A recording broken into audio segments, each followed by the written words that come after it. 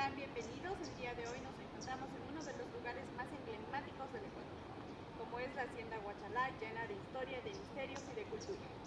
Estamos aquí esperando muy amablemente al ingeniero Bonifaz, que nos dio una cita para poder hablar con él hoy día. Él es ex alcalde de Cayambe. Y nos relatará la historia de cómo inició la Hacienda Huachalá y además quién vivió la reforma agraria del Ecuador. El logo de la hostería es esa estatua ahí atrás de la iglesia. Ustedes escojan. Tomémonos ahí. Que es un dios inca, me parece. Si es que no recuerdo el nombre. Eso es Huacaicí. Todavía tenían aquí todo. Yo tenía amigos, estamos todos, que decían que se iban de farra y que se les subía Huacaicí en el anca del caballo, y el caballo se desbocaba y que salían corriendo, y Huacaicí que andaba en las quebradas, y chillaba como el gato, y que era un guagua recién nacido. Ahí no le ven casa.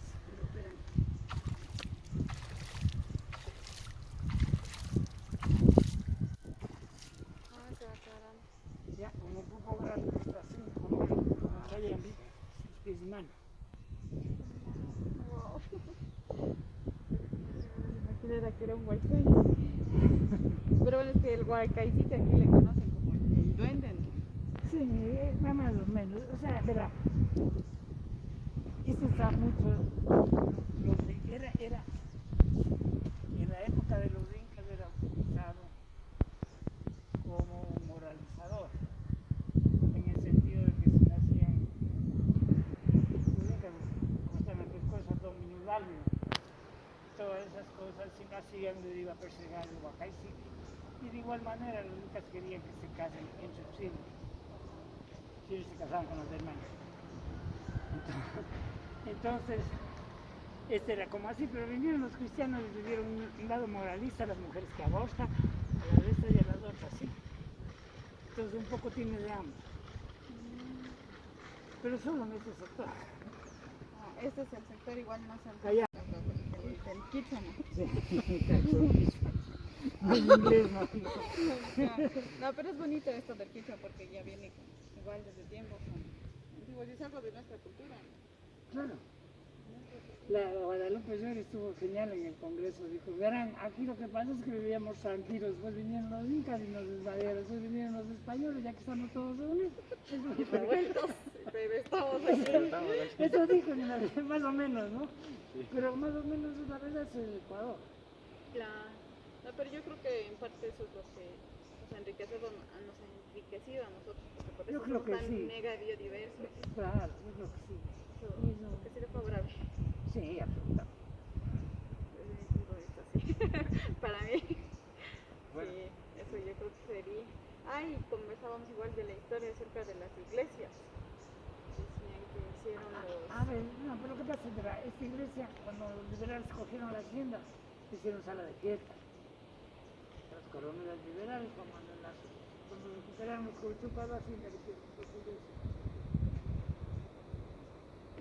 Entonces ahí si no iba a misa no pagaban. Y acá está prohibido la misa. Entre los 50 años que liberales. ¿Y en cuál de las dos fue donde se volvió a abrir después de 93 años me parece que era, y encontraron los restos fósiles de fetos en la Kiu? Ahí encontraron, son 6 fósiles que Sí, están ahí, encontraron. ¿En serio? ¿Podemos visitarlos? Sí. Podemos pasar, muchas gracias. O sea, pasemos, visitemos. Ya, muchas gracias. Bueno, en este momento vamos a proceder a realizar un pequeño recorrido por toda la hacienda y ahorita vamos a visitar la primera iglesia, la más antigua.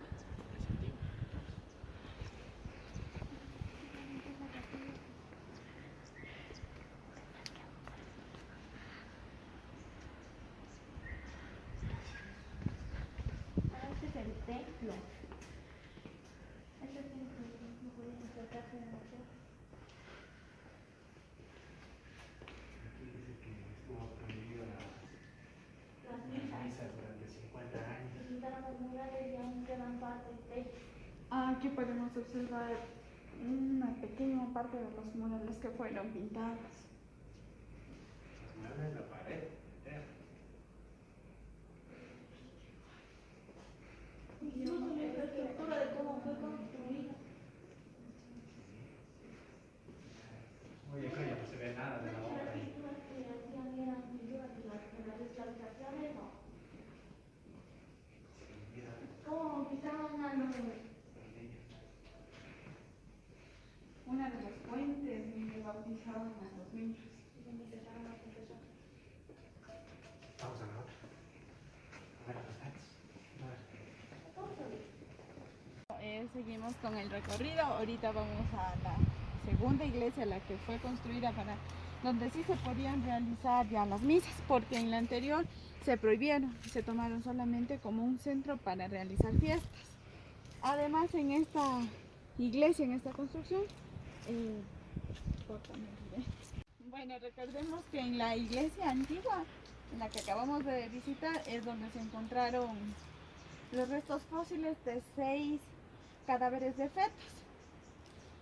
Esto se dio porque tenían costumbres y creencias donde decían que si no estaban bautizados no podían ser enterrados. Entonces los indígenas que trabajaban aquí cogieron la opción de enterrarlos bajo las tejas y los dejaban ahí. Es por eso que hemos encontrado esos 6 fetos.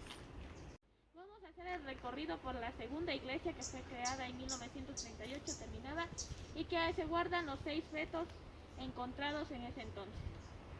Además, esta iglesia también funciona como un museo donde están exhibidas fotos que fueron tomadas por el señor Neptalí Bonifaz. La iglesia antigua. Está más bonita, la verdad. Y de hecho la otra fue derrumbada por el terremoto que se ocasionó en 1973.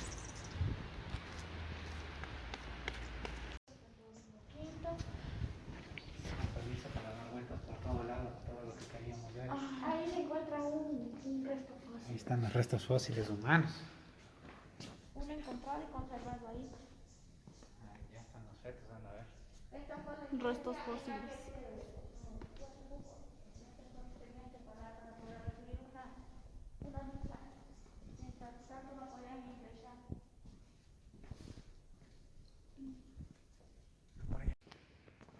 Y aquí es Donde se exhiben los fósiles que fueron encontrados de los fetos.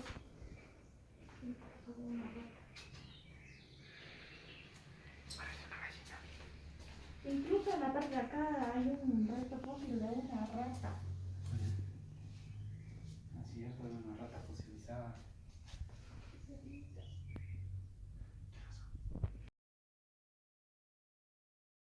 Palabras, ese tiempo de tanto cambio que hubo en ese momento. A ver, y uno pone de esta manera, ¿no es cierto? La primera reforma agraria fue en 1963, yo nací en el 47, o sea que cuando yo era niño fue antes de la reforma agraria. En 2 palabras, yo he vivido este país desde la Edad Media hasta el internet del siglo XXI y he podido ver todos los cambios a través del Huasipungo. Era un negocio redondo en el cual pues se producía muy barato y la gente de la ciudad estaba muy contenta porque la comida es barata. Sabe que el pueblo con comida barata está siempre contento. Y la gente del campo estaba hecho mierda porque funcionaba de esta manera. Usted podía trabajar lo que usted quería y sus trabajadores lo que tenían eran huasipungos. Y los huasipungueros estaban obligados a trabajar en la hacienda. No podían ir a la Universidad Salesiana ni a ninguna parte, no podían moverse de ahí. Ya estamos. Ya. Y tenían obligación de trabajar 4 días de la semana en la hacienda y 3 de su terreno.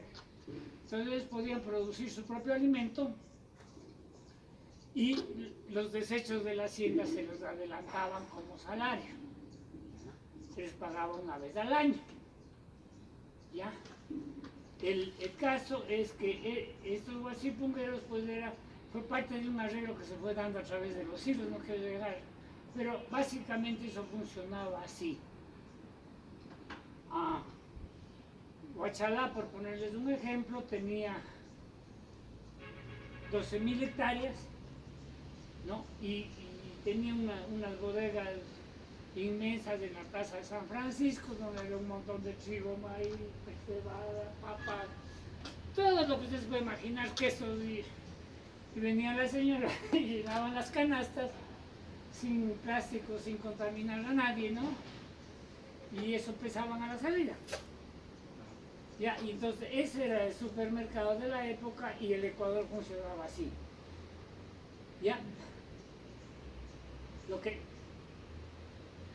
como no les pagaban a los trabajadores, el negocio de la hacienda era un negocio del carajo, buenísimo. ¿No? Porque no tenía ningún costo. Solo era ganancia. ¿No? Además, todo estaba pues hecho de una manera un poco que ahora dirían ecológica, ¿no? Es decir, los borregos volvían al mismo sitio a los 4 años y en ese sitio lo majadeaban y después de que majadeaban los borregos, entonces sembraban. Entonces ya como más de un quintal de trigo. Bueno, el caso es que los de abajo de la escala ya llegaron a un nivel de pobreza muy grande, ¿no? Y después de la Segunda Guerra Mundial llegó John Deere y David Brown. ¿Saben lo que es eso? Son los tractores. Llegaron los tractores agrícolas. Y entonces ahí sí, había unos tractores, ahí pero no, inclusive de a vapor en otros países, pero no era lo común, todo era fuerza de caballo y de vaca, y entonces pues se dieron cuenta que con los tractores podían producir grandes, no necesitaban tanta mano de obra, por un lado. Y por otro lado, pues competitivamente en otros países comenzaron a producir más barato, con los John Deere, David Brown, que nosotros a indio con cohete, ¿no? Claro. Que no iba a funcionar ese asunto. Entonces, bueno, a partir de los años 50 comenzaron las rebeliones. No. La tierra estaba dividida entre hacendados, y todas las haciendas que habían sido de los curas se las quitó Alfaro y se las daban como botín político, como ahora les dan las embajadas. Ven, mi bonito, hiciste campaña, te vas a Washington, hiciste campaña, te voy a dar la que arriendes, La Chimba, Pesillo, Moyurco, San Pablo Urco, el Chaupe, ya. Entonces los liberales no cambiaron el sistema para nada. La gran revolución de Eloy Alfaro no cambió un carajo, sino que simplemente se cogió las haciendas para él. Y luego, claro, les llamaron de la beneficencia pública, algunas de esas, porque les daban de comer a los milicos con lo que producían esas haciendas. Pero ¿cómo producían? Igual que las de aquí, ¿no? Entonces, hubo una reunión en Punta del Este de los presidentes y le dijeron al Ecuador, para unas vergüenzas, le dijeron a ustedes, ¿qué carajo? No, nosotros tenemos tractores, nosotros tenemos... Y ustedes están muy atrasados y así nunca se van a hacer, ¿verdad? Y después de eso, aquí hubo una... Lo primero que hubo es, pues, después de Velasco Ibarra comenzó... A ver, no me estoy equivocando. En ese momento llega la dictadura del general Rodríguez Lara, gobierno nacionalista revolucionario. Era bastante parecido al de Correa, pero honrado. La misma ideología, pero honrado. Por eso el general Rodríguez, todo el mundo le saluda, mi amigo, etc. Pero era la misma cosa, partido nacionalista y revolucionario, así se llamaba. Entonces él dijo, yo voy a hacer la reforma agraria, agarró. Para eso ya se habían adelantado, ¿no? Porque había mucha gente que inclusive decía, bueno, pues les entregamos los guasipungos y yo me compro un tractor. ¿Correcto? Claro. Ya. Entonces ya había mucha presión para que haya reforma agraria aquí, que se mecanice el agro, ¿no? Y bueno, no quiero entrar en la lucha, pero el general Rodríguez Lara pasó la ley de reforma agraria, en la cual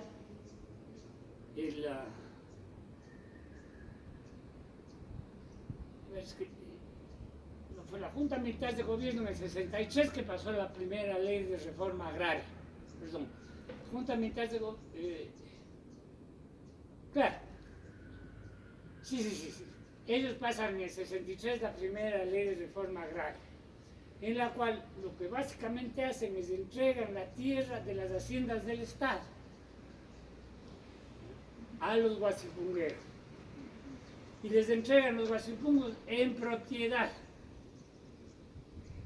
a los guasipungueros, en las haciendas privadas, sin cambiar mayormente, pero obliga a que les paguen un salario, pero nada, de seguro y huevadas, no. Solamente que les paguen un... Siempre tenían el pretexto de decir, si usted me sube en eso, yo tengo que subir el pan, entonces salen los quiteños a darme de pagos, ¿no? Ya ve que aquí no se puede subir ni la gasolina. Ya, entonces están jodidos, ¿no? Entonces, ese era el arma que tenían siempre los agricultores. Ya. En el 73 hay una nueva reforma agraria. Esta es la de Rodríguez Lara y ahí es la tierra para quien la trabaja. ¿Ya? La primera es en los lineamientos que les digo de Uruguay, ¿no es cierto?, de la reunión de Punta del Este. La segunda, que es la de Rodríguez Lara. Entonces, ahí pone un límite en la propiedad, de acuerdo a donde, por los cojones del milico ese, ¿no? Básicamente, aquí en Cayambe era 50 hectáreas. Y la misma ley quería colonizar Costa, Sierra y Oriente, y entonces les regalaban a cualquiera que esté dispuesto a vivir en el sector de Santo Domingo de los Colorados, donde ahora es Palma Africana. Esa tierra fue regalada por el Estado. ¿A quién? Al que primero aplicaba. Se les daban, ¿no? Sí. Y más se cogieron, ¿saben quiénes? Los gringos que trabajaban en la NASA. Eso eran los primeros. La NASA tenía para detectar satélites en el Cotopaxi. No. Y esos gringos vinieron acá, ya estaban cansados de vivir aquí, tanta pendejada, y ¡pum! Se declararon, les dieron a ellos también haciendas ahí. Entonces, de lo que se trataba es que todos los ecuatorianos tengan 50 hectáreas, más o menos. Bueno, además, ellos crearon lo que se llamaba las cooperativas tipo soviéticas, en la cual es muy fácil, ustedes que han vivido con Correa ya saben cómo es, ¿no? El jefe de la cooperativa y todos son del partido. Sí. ¿Ya? Y entonces ellos manejan la cooperativa y los demás son cooperados. ¿Ya? Y entonces eso se institucionalizó en todas las haciendas del Estado. ¿Ya? Y la tierra era de todos, para que puedan entrar los diondis. ¿No? Que si ponen zanjitas y no. Entonces podían producir en masa. Entonces, en el sector, digamos, con el límite de la propiedad, la gente, la mayor parte, expulsó a sus trabajadores y pusieron vacas. ¿No? Porque había una entidad que se llamaba el Instituto Ecuatoriano de Reforma Agraria y Colonización, IERAC. Y el IERAC decidía si su tierra estaba bien trabajada o estaba mal trabajada. ¿Y por qué? Ah, porque el IERAC sabe. Entonces le pasaban plata a los campesinos y le pasaban plata a los agricultores y el director del IERAC y todos terminaban millonarios. Porque ellos repartían verdaderamente la tierra a su gusto. ¿Sí? Entonces, obviamente, con esta corrupción lo que fue pasando es que se fue cumpliendo despacito con la ley, pero de alguna manera siempre los goleados fueron los campesinos. Por ejemplo, aquí en Cangagua, los dueños dijeron, ya vean, denme 3 años y les vendo. Denme 3 años y les vendo. Sembraron aquí los grandes trigales. Aquí en Cangagua eran unas planicies y se sembraba cebada para la cervecería. Y sembraban cebada muy modernas con sondillos, ¿eh? Con unas rastras inmensas, anchotas y toda la pendejada. Y cosechaban con unas cosechadoras que se llamaban extrema ladera, que se unas máquinas de inmensotas. ¿Ya? Entonces ellos, por ejemplo, dijeron, ya, hagamos eso. Yo les vendo en 3 años. Y entonces en los 2 años sembraron sin abono, ¿no? Y se cargaron el terreno, se regala el terreno nacional. ¿Ya? Ese tipo de cosas se hicieron. Otros vendieron las haciendas por monturas. Porque la verdad lo de Liera no funcionaba porque se quedaba en un juicio que nunca acababa, ¿no? Yo recuerdo otra anécdota de Liera, que la familia Montúfar, ¿no? El que puso la Universidad San Francisco era mi compañero en los Estados Unidos, él vino acá y quería poner la universidad y le expropiaron la hacienda. Y creo que fue todos los días durante 2 años al Liera hasta que le paguen. Y es uno de los pocos casos que le pagaron, porque generalmente no le pagaban. Entonces todo el mundo prefería evitarle a Liera, porque el juicio se volvía interminable y con más corrupción les costaba más. Entonces fueron llegando a arreglos. Pero en el caso de Cangagua, por ejemplo, que es impresionante, pues, el sector de aquí era puro vacas con... Llegó un momento que se iban a dar bala, vean. Yo los reuní aquí y se puso un límite. Se negoció. Ustedes invaden. Hasta ese momento, las haciendas de Cangagua, como ya veía que se les venía de reforma agraria, ¿qué hace usted cuando ven que le van a quitar algo? Bueno, si no le va a comprar, si le van a quitar, ¿qué va a hacer? Lo hipoteca al banco, pues papá. Porque el banco tenía que poner las plata. Además, ellos se le adelantaron la reforma agraria, siempre tenían el terreno hipotecado para poder operar sus máquinas, sus cervezas, sus pendejadas. Entonces dejaron de pagar al banco y terminaron los banqueros dueños de todo Cangagua. Y a los banqueros les invadieron los campesinos. Y ya no eran 40 agricultores armados como hubo en Cotopaxi y todo esto, sino 3 banqueros que no podían hacer nada. Ya. Pero luego hubo una guerra entre comunidades para repartirse la tierra porque no había autoridad, ¿no? Hasta ahora, por eso hay todas organizaciones grandes en Cangagua, algunas cogieron este lado de acá, otras este lado de acá. ¿Ya? En el caso de aquí de Huachalá, arreglaron amistosamente con los dueños, ¿sí? Básicamente lo que más quisieron es tener la carretera. Sí, ahí está la comuna, salir de Huachalá, entonces movían los guasipungos y fueron arreglando, porque lo que pasa es que había guasipungueros por toda parte, entonces no podían entrar los de hundir. Había que empujar a la formación de pueblitos. Igual hizo el Estado, con Pesillo y Paquistancia no tanto, pero eso daba Pesillo, creó un pueblo pues ahí, donde había una hacienda como esto, que era un obraje, alrededor de eso creó un pueblo. Y construyó las casas Rodríguez Lara. Y les dio un puesto de casa en el pueblo y un terreno. ¿Ya? En la cooperativa. Bueno, a ver. ¿Cuáles fueron las consecuencias? La primera consecuencia que es importantísima tomar en cuenta, que es la más valorada, es que la reforma agraria produjo la libertad de los campesinos, porque eso es lo más importante, ¿no? O sea, ya podían movilizarse, si saben, ya les digo, en la Edad Media, como los feudales, que no pueden moverse desde el lado de mi castillo. Entonces, eso produjo una liberación, ¿ya?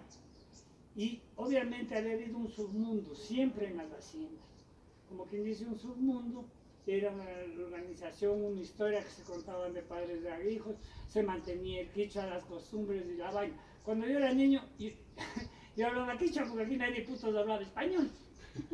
Así de fácil. tenía que hablar quichua, ¿ya? Entonces había este mundo y apenas se les entregó los guasipungos, eso, se conformaron las comunidades. Como que ya existían.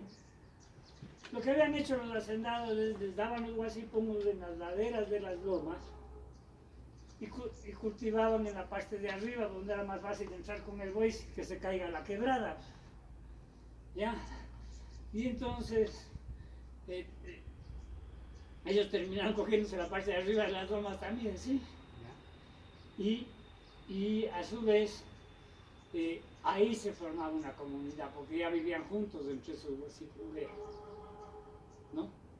Y entonces fueron creciendo otros, como aquí en el caso de San Luis, pues de 4 haciendas de mis tíos se fueron haciendo 4 barrios. que a su vez conformaron después la comunidad San Luis de Huachalá, ¿no? Pero eso es más bien raro, una excepción. Normalmente por cada hacienda una comunidad, ya, una por Cayaco, una por Pesillo, una por La Chimba, ya. Todas eran haciendas, los trabajadores estaban juntos y además hay mucho, se casan mucho entre ellos. Entonces hay algo que les une familiarmente muy grande entre los miembros de las comunidades, es un digo familiar, ¿no? La unión familiar, las mingas, todo. Bueno, entonces, la segunda vaina es que se fue la producción a la mierda. ¿Ya? Porque usted les estaba dando a un ovejero a que trabaje la tierra, ¿qué carajo sabía él?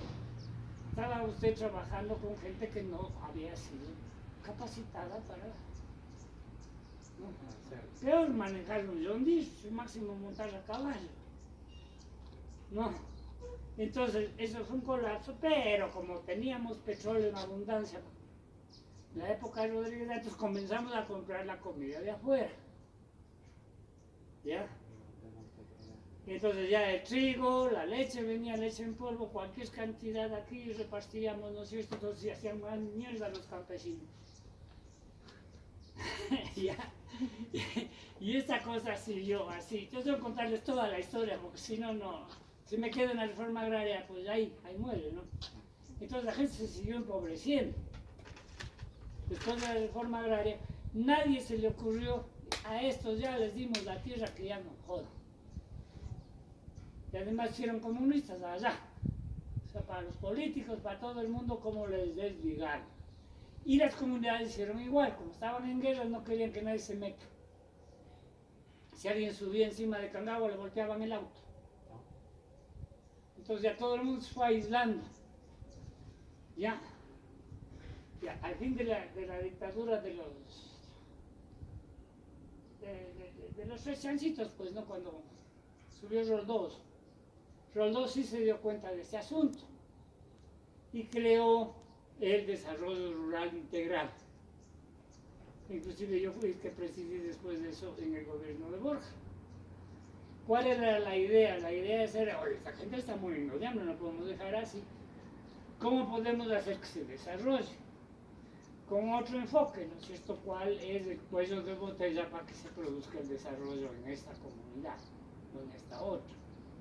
Y se hicieron, bueno, esa política siguió en el gobierno de Roldós y se enfatizó muchísimo en el gobierno de Borja. Yo estuve a cargo y de lo que se trataba, hicimos 25 proyectos por todo el Ecuador, en los sitios más pobres.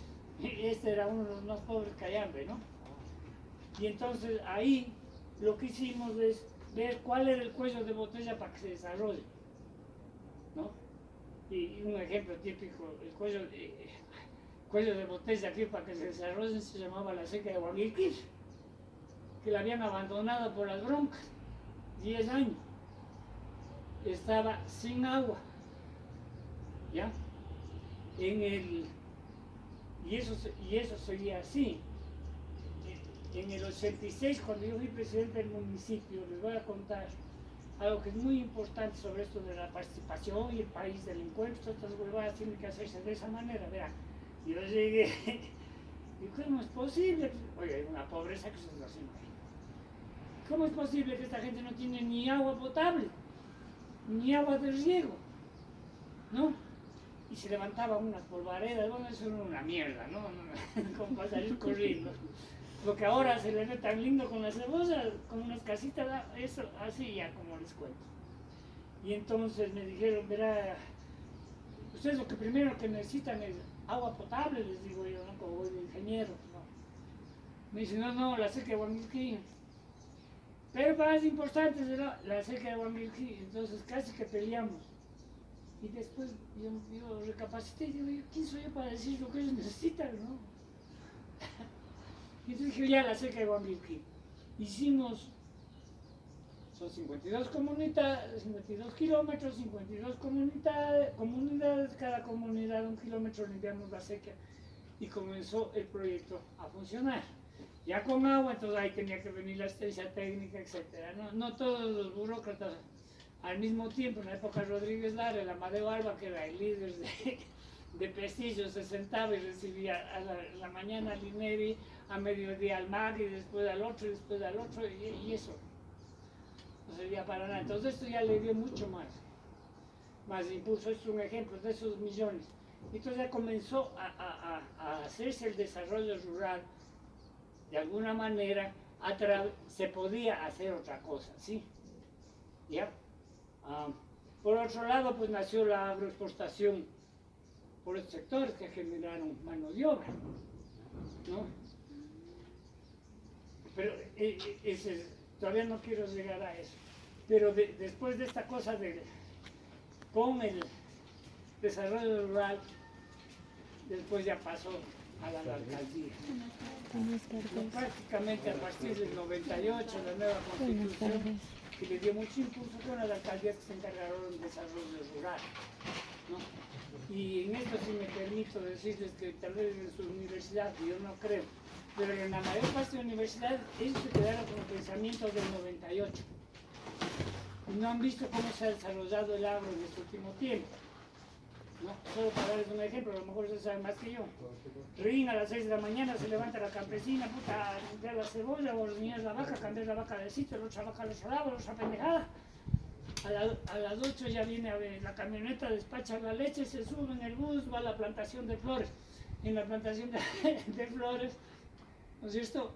Ahí trabaja 8 horas, le dan desayuno y almuerzo, y después ya le mandan a dejar de nuevo, y puta, tiene que regresar a cambiar la vaca del sitio, los niños de leche, cambiar la guagua, que se tenía, no mandarán a esa señora. Trabajan más de 8 horas.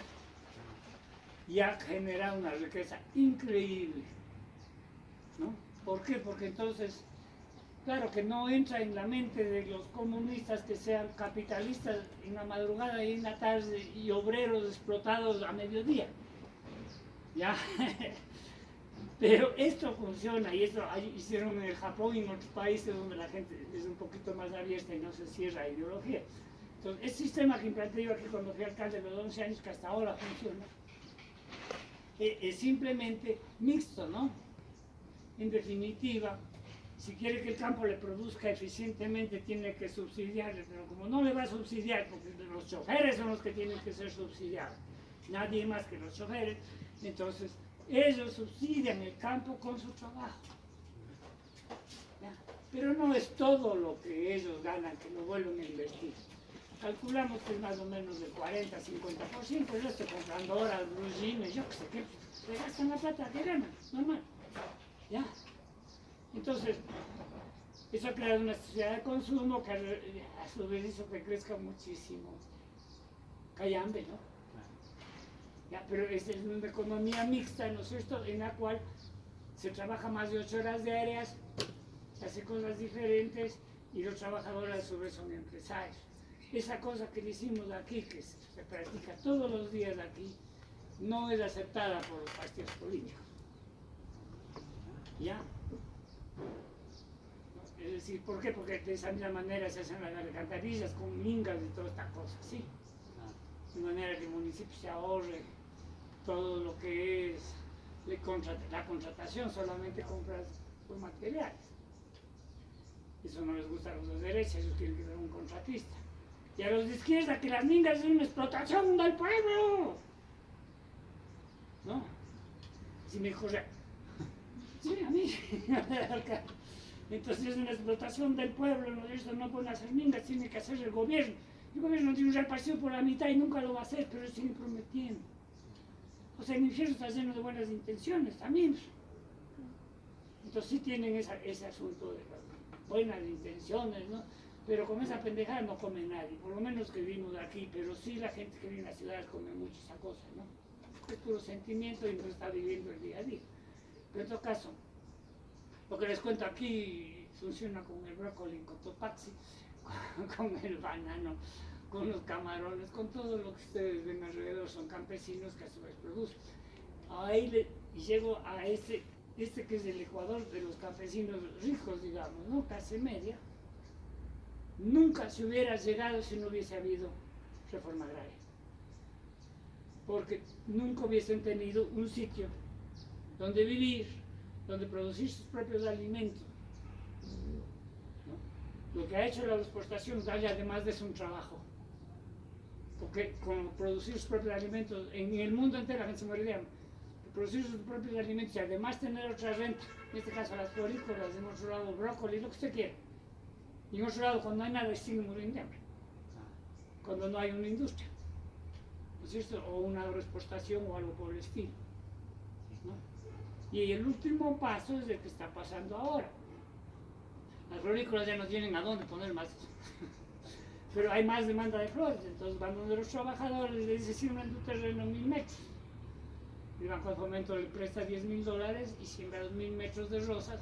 Y hay un nuevo producto que se llama la flor del día. Verán, las rosas se cosechan, se les poda la huevada y tienen que hacerles bonches, ¿no es cierto? Y congelarles y ponerles en frío. No. La flor del día es como la leche de la madrugada. Cosechan las rosas y corren a dejar en las florícolas para que eso se exporten.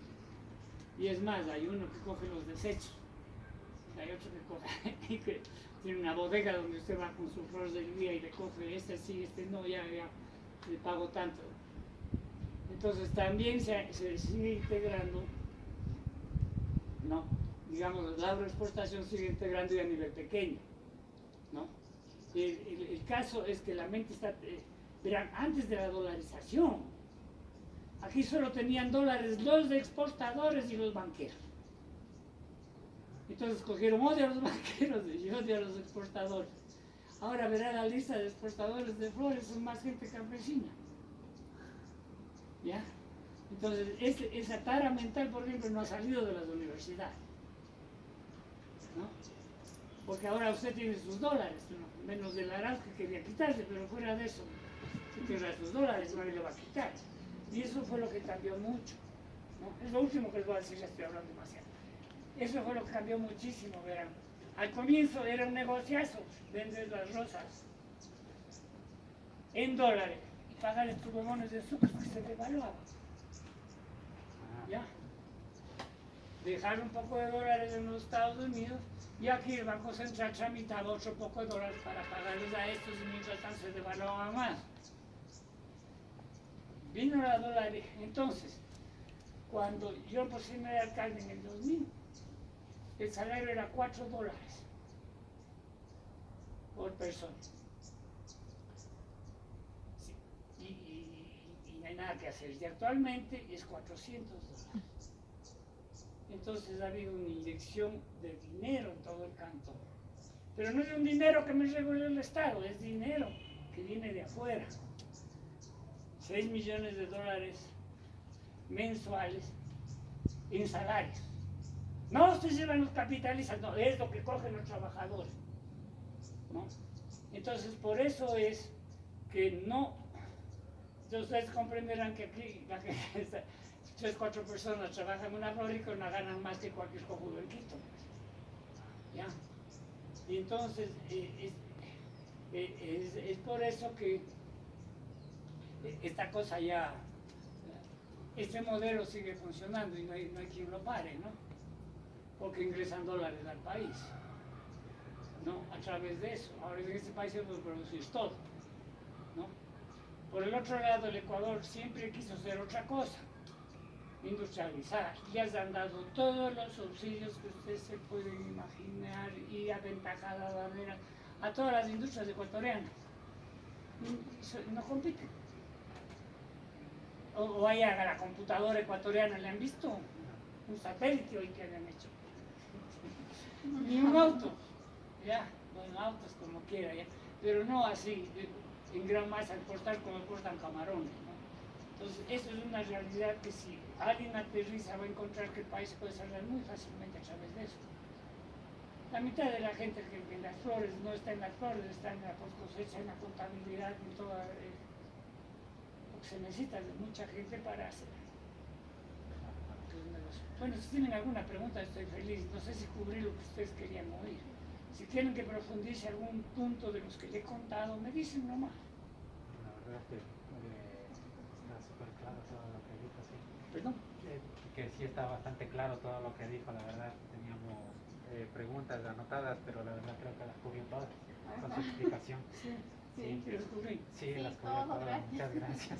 Más bien, si usted tenía algo más, tal vez que contarnos, acordarnos, ya sea de la tienda. Y, uy, porque las preguntas ya fueron contestadas. Espera, Elena. Como decís, es que es como una satisfacción de mi generación, de los progresistas de mi generación, de haber cogido el Ecuador en la Edad Media y tenerlo como está. Eso no quiere decir que todo el mundo tiene que estar conforme ni nada por el estilo, pero se necesita tener una cierta edad para ver cómo todo ha cambiado terriblemente, y en el buen sentido. Porque, como le digo, ni siquiera este sistema de exportación de ruso hubiese funcionado sin la reforma agraria. Prueba de aquellos que en Colombia los grandes latifundios terminaron sembrando coca. ¿No? Entonces, el tercer punto es que viendo toda la historia de la reforma agraria, en realidad fue muy beneficiaria. Si a corto plazo nos mató de hambre o lo que sé qué, a largo plazo la reforma agraria es la que ha permitido que se desarrolle el campo en el Ecuador. ¿No? Y que el desarrollo rural le ayudó, sí le ayudó, pero porque ya tenían tierra. ¿No? Y después el desarrollo rural ya la cogió todo el mundo, pues las prefecturas, los políticos, sobre todo las ONGs, ¿no? Y ahora fíjese que ya se va a dedicar a poner más riesgo. Casi digo Sixto, es que es igualito. El lazo. Sixto el lazo también andaba con un mazón igualito. Ya. Bueno, entonces yo realmente le agradezco mucho su explicación, estuvo muy extensa y muy